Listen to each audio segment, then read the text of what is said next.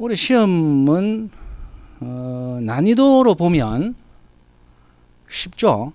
근데 이제 시험을 여러분들이 이제 기본 과정을 듣고 시험을 보셨으면 아마 많은 부분들이 내가 공부를 하지 않은 부분들이 눈에 보이실 거예요. 근데 이제 일부 내용들은 여러분들이 풀어낼 수 있는 부분도 분명히 있을 거다라는 생각이 드는데, 이제 그런 부분들을 이제 보완을 해서 이제 심화 기간 그리고 남아 있는 기간 동안에 보충을 하면 되는데, 어쨌든 과정을 생각을 하면 지금 심화 끝나고 뭐 다시 독학을 하시거나 그 다음에 뭐 또 다른 과정들이 개설이 되어 있으니까 그런 과정들을 뭐 이렇게 뭐 다 듣지는 않아도 일부 뭐 참고를 한다. 그래서 기본과 심화 한 4개월 과정만 생각을 해보면 그렇게 공부를 하시고 머릿속에 다 들어가 있는 게 아니죠. 기본 때도 느끼셨겠지만 기본 과정이 다 끝났는데 뭐 한 바퀴 돌렸는데 평가에 대한 개념을 좀 잡아야 되는데 전혀 뭐 잡히지 않는다, 이렇게 생각을 하실 때 2차를 봤더니 2차에서 무슨 내용을 묻는지는 잘 알겠는데 답안지를 작성을 하는 데는 상당히 그 문제가 많더라, 이런 생각들을 아마 가지셨을 거예요. 근데 이제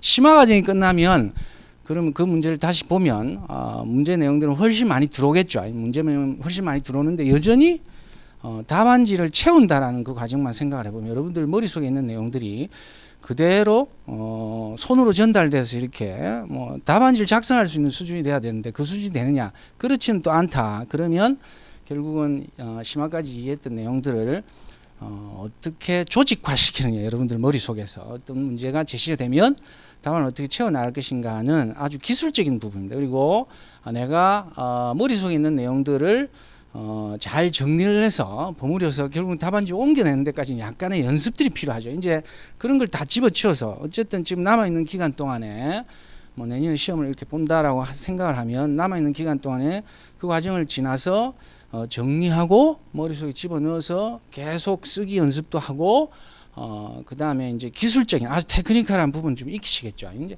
그 과정들을 정상적으로 바른다라는 전제하에 이번 시험을 다시 본다라고 하면 이번 시험은 그 과정을 전제로 하면 굉장히 쉽다.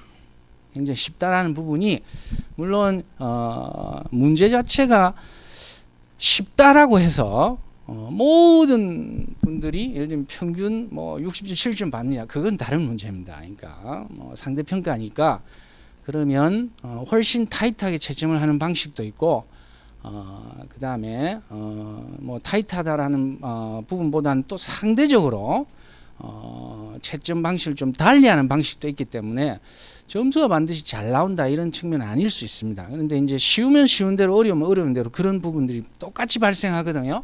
근데 이제 그거는 채점 방식이나 기술적인 문제인데, 그걸 떠나서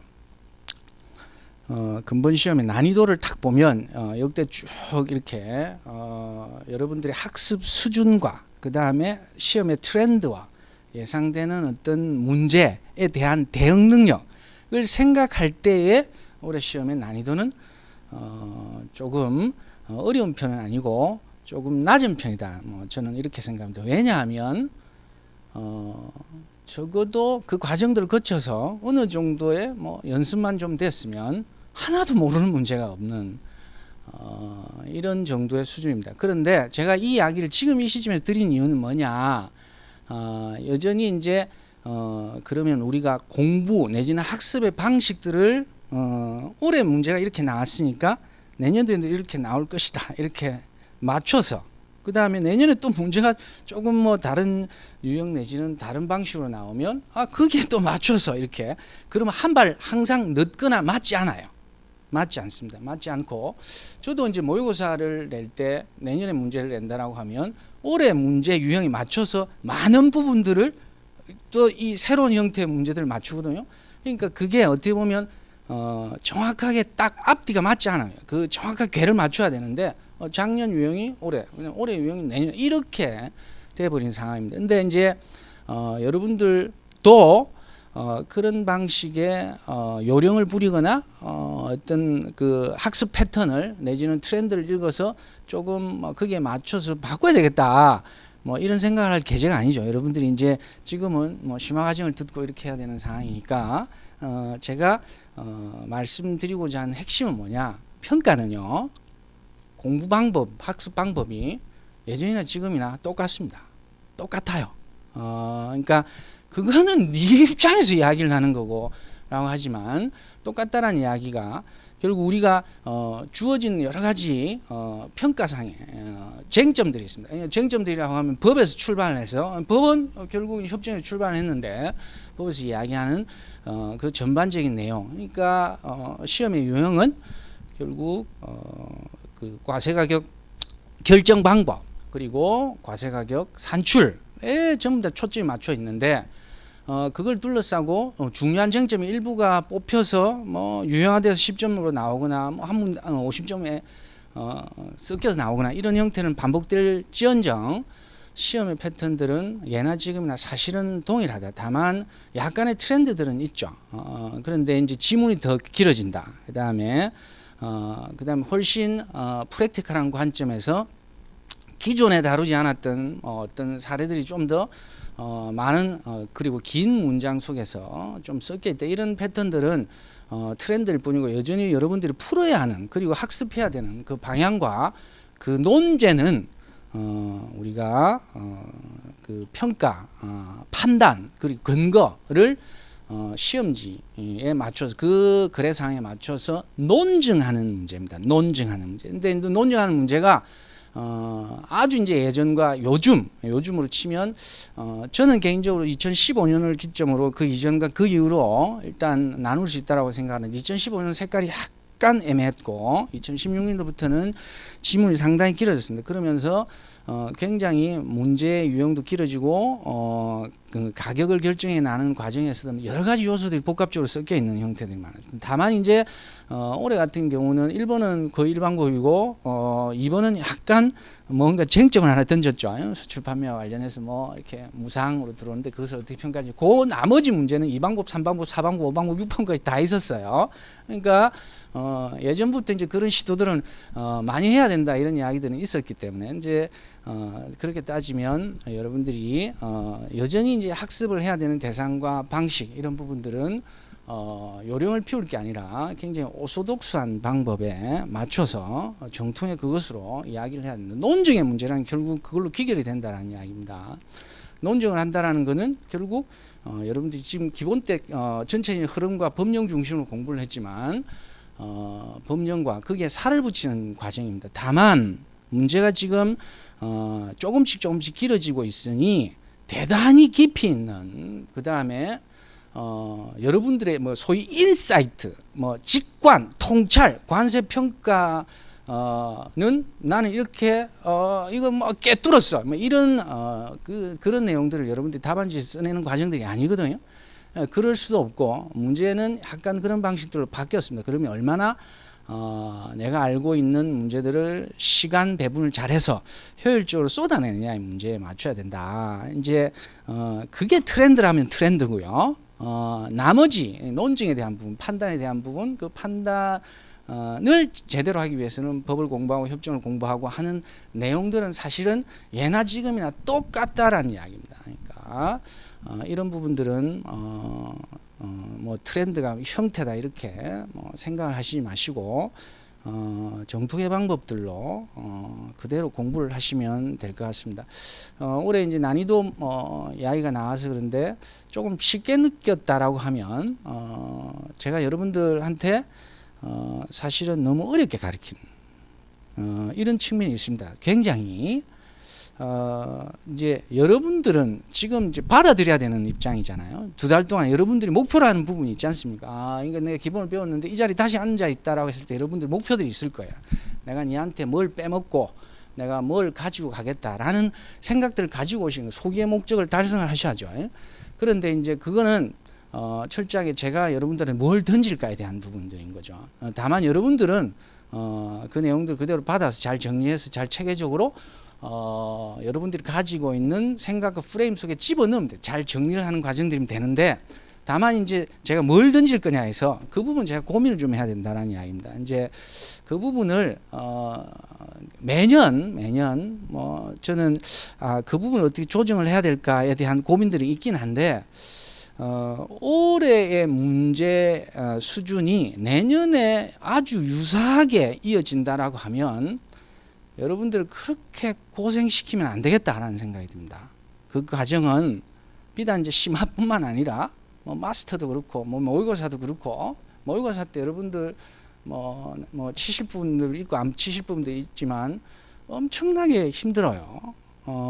근데 이제 그거는 지금 이제 심화 때도 마찬가지지만 굉장히 많은 사례들을 좀 다루고 협정의 구석구석까지 보고 물론 이제 책을 하나부터 끝까지 다 한다라는 이야기는 아닌데 관련돼 있는 내용들은 웬만하면 다 한 번씩 터치하고 갑니다. 이제 그 과정에 이게 문어체로 되어 있는 이런 내용들까지 다 일일이 뭐 줄을 치고 또 집에 가서 복습하고 나중에 정리했다가 뭐 다 외우고 하는데 실제로 시험장에 가서 그것을 뿌려내는 과정, 이제 적어내는 과정에서 시간이 없거나 그 다음에 실제로 시험 때는 잘했는데 모의고사 때는 잘했는데 실전에서는 막 잘 기억도 안 되고 그 소환되는 부분들이 여러 가지 변수들이 있지 않습니까? 잘 안 되는 부분들이 있는데 어쨌든 그런 면에서 보면 문제는 6가지가 나오는데 내가 공부한 분량은 전에도 이야기했지만 한 600개 공부를 하는 거예요. 600개 중에 6개를 가지고 이야기했는데 그 수준을 맞추자 치면 600개까지 공부를 할 필요가 있느냐에 대한 부분들인 거죠. 그러니까 저도 이제 그런 부분들은 충분히 고민을 좀 뭐 해야 될 부분이고 여러분들하고 그거는 호흡을 같이 맞춰 나가야 되는 부분인데 너무나 많은 부분들을 구석구석 공부한다. 이런 부분들은 제가 충분히 좀 고민을 해보겠습니다. 그래서 과감하게 이 부분들은 좀 생략해도 되겠다라고 하는 부분들은 올해는 작년과는 조금 다르게 여러분들한테 던져야 되지 않을까 이런 생각이 듭니다. 이제 물론 이제 기본적인 그 뼈대와 골격 줄기들은 뭐 여전히 공부를 하셔야죠. 그게 이제 시험 문제에 뭐 단 1%의 가능성을 가지고 나올 확률이 있다라고 하더라도 여러분들이 학습을 하시는 게 필요할 것 같습니다. 저는 이제 늘 그 생각이 있었던 거죠. 단 1%라도 나올 확률이 있다라고 하면 여러분들한테 일단 던져서 여러분들이 이해를 하고 받아들이냐 안 받아들이냐 여러분들의 몫인데 그래서 그게 문제가 나오면 다행인데 문제가 나오지 않더라도 여러분들이 기본적인 전체적인 평가의 흐름과 체계와 준비를 한 상태에서는 그게 필요하다라고 하면 여러분들한테 일단 가르쳐 드리는 게 맞지 않느냐 이런 생각을 가졌었습니다. 근데 이제 그게 너무 과해서는 여러분들이 안 그래도 지금 공부를 할 분량들이 많은데 이게 이제 넘치는 수준 계속 나오지도 않으면 계속 공부를 해야 되는 상황 이런 상황들은 조금 없애는 게 맞지 않느냐 이런 생각이 든다는 이야기입니다. 어쨌든 여전히 평가 공부에 대한 부분들은 여러분들이 너무 크게 고민을 하시지 마시고 기존의 방식 그대로 밀고 나가시면 된다 이렇게 생각을 하시면 될 것 같습니다. 다만 하나 이제 염두에 두셔야 될 거는 이제 지금 심할 때 할 때 나중에 내가 어떻게 적어내는 게 중요하니까 지금부터 막 정리를 하시는 분이 계세요. 이제 그거는 이제 시기와도 이제 관련이 되어 있지만 그거는 조금 이런 감이 없잖아 있습니다.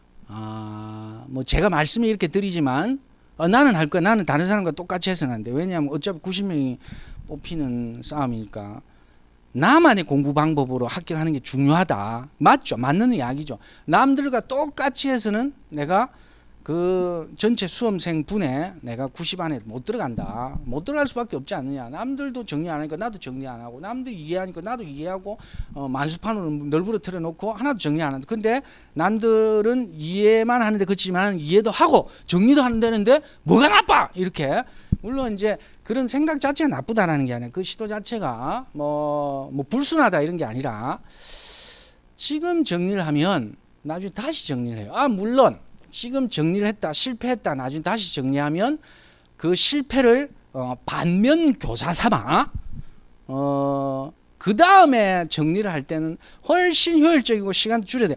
그런 효과는 있습니다. 그런데 그 효율을 생각을 하면 그게 결코 앞에 이제 막 지금 정리하는 과정들이 나중에 반면 교사를 삼을 정도의 효율적인 실패냐 아니더라라는 이야기입니다. 그러니까 왜 제가 이 이야기를 드리냐 하면 100% 다시 정리하거든요.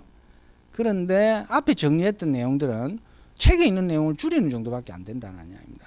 이제 그 과정은 훨씬 이해를 조금 좀 충분히 하고 나중에 정리를 할 때 이제 정리의 수준과 내용 그리고 시간, 속도 이런 부분에서 훨씬 더 빠르게 되고 훨씬 더 효율적으로 되기 때문입니다. 그러니까 앞에 실패가 약간 이제 경험이 되고 여러분들한테 도움이 되는 실패는 모르는데 오히려 정말 시간 낭비에 가까운 이런 경우가 많이 발생할 수 있다. 그래서 지금 급하시겠지만 너무 이렇게 서둘러서 지금 정리할 단계 아닙니다. 왜냐하면 나중에 이게 느끼시겠지만 우리가 기본 때도 그랬잖아요. 1장과 7장이 연결되어 있고 그 다음에 2장과 저기 4장이 연결되어 있고 이러니까 매번 정리를 해 나가는 과정들이 전체적인 맥락에서 완전히 조금 얽혀서 좀 조직적으로 정리가 되지 않으면 나중에 보안 수정 수준이 아니라 전면 개편 수준으로 이렇게 바뀌어야 되는 상황이니까 일단은 그건 조금 미루시라. 인사이트를 요구하는 게 아니라라고 했죠. 답안지 차별화 이런 이야기들이 있어요.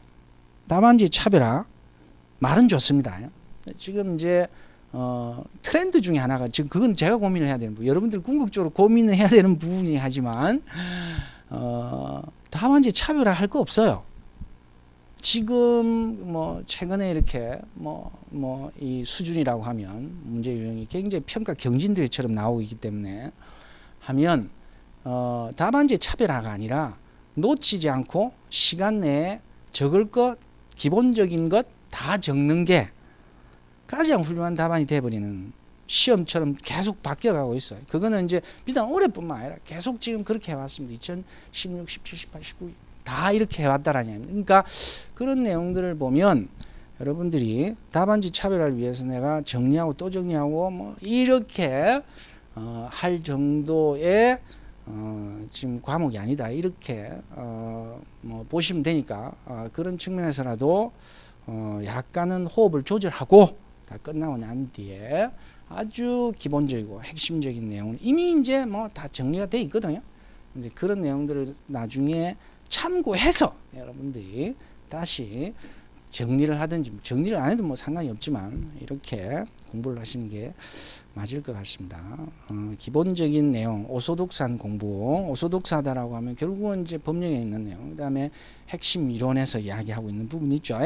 이제 그런 내용과 협정에 있는 내용들을 잘 버무리는 게 필요한데 잘 버무려 놓은 내용들이 이미 존재한다라는 이야기. 여러분들이 백날 정리해봐야 그런 내용들이 딱 있어요. 그걸 딱 가지고 와서 여러분들이 충분히 이해한 내용과 그때 이제 버무리고 재정리하는 게 훨씬 시간도 세이브하고 효율적이다. 이제 이런 부분들 다시 한번 말씀을 드리겠습니다.